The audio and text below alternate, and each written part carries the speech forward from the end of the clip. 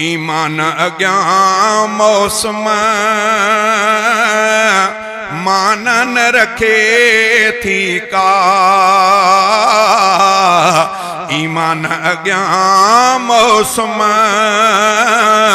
मान न रखे थी का। दर असल ॾिसण सब जो ईमान मिठो आयो। एहसान थिया रब जा रमज़ान मिठो आयो। अल्लाह जे तरफा ही मेहमान मिठो आयो।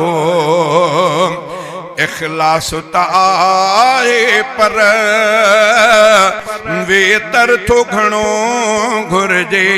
नियत दे छिकाण ही आ ध्यान मिठो आयो।